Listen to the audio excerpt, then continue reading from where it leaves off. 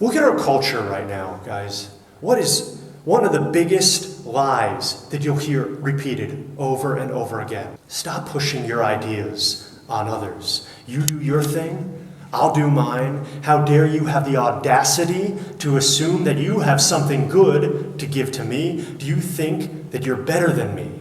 Do you think that I can't handle myself by myself? What happens these days if you were to offer someone our American view of freedom? What if you dare suggest that someone might be more joyful doing the truth that they ought than the things that they want?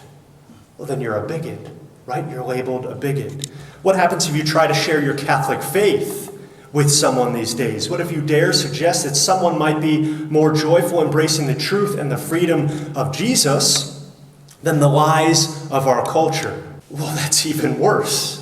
You're imposing your religion, your values, and you're an even bigger bigot. Man, what a load of garbage, right? What a load of garbage. If we're to have any future as a country, if we're to have any future as a church, we need to get over this stupid guilt trip that Satan is trying to send us on. As Catholic Americans, we have the right to do what we ought. And what we ought to do is share our freedom and our values and the hope of our faith with others. What we ought to do is put a dagger into the heart of isolationism and rediscover the fact that we belong to each other and that our duty is to each other.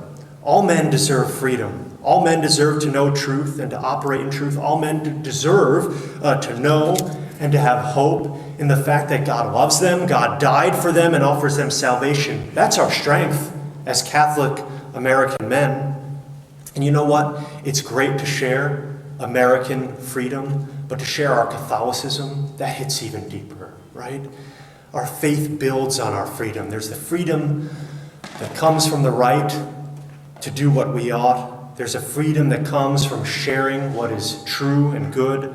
But there's a deeper freedom that comes from knowing He who is truth, He who is goodness itself. This is the type of freedom that saves lives.